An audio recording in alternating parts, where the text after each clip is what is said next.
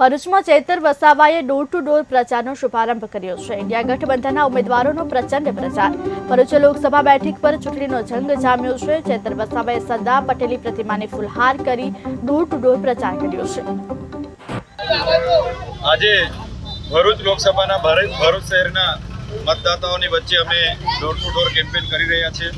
ત્યારે અમારી સાથે ભરૂચ જિલ્લા કોંગ્રેસ સમિતિના પ્રમુખ, ભરૂચ જિલ્લાના તમામ પદાધિકારીઓ, આમ આદમી પાર્ટીના તમામ પદાધિકારીઓ અમે આજે બજારમાં પ્રવેશીને ફરી રહ્યા છીએ। ત્યારે અહીં લોકોની અનેક સમસ્યાઓ પણ અમને સાંભળવા મળી છે।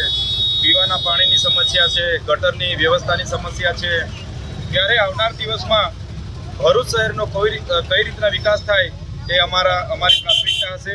જે રીતે મનસુખભાઈને ભરૂચ સંસદીય ક્ષેત્રના લોકોએ 30 વર્ષ આપ્યા છે, છતાં મનસુખભાઈ પોતાનું જનસંપર્ક કાર્યાલય પણ નથી ખોલી શક્યા આ વિસ્તારમાં અને પોતાની ગ્રાન્ટ પણ વાપરી નથી શક્યા।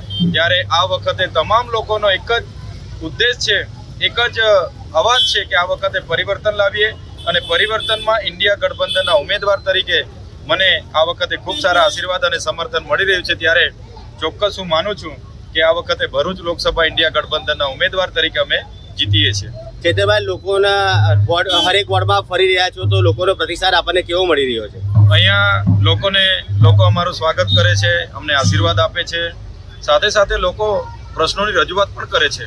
એવો કહે છે કે ભાજપ સરકારને આટલા વર્ષ આપ્યા છતાં અમારે રસ્તા નથી, ગટરની વ્યવસ્થા નથી, પાણીની સુવિધા નથી, લાઇટના પણ અહીંયા ધાંધિયા રહી છે।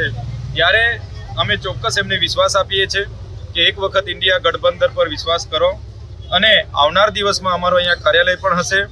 સાથે સાથે ભરૂચને મહાનગરપાલિકા બનાવવાનું અમારા પ્રમુખશ્રી અને સાથી મિત્રોનું સૂચન છે, એના માટે પણ અમે અવાજ ઉઠાવીશું। ભરૂચના નર્મદા કાંઠાને રિવરફ્રન્ટ બનાવવા માટે પણ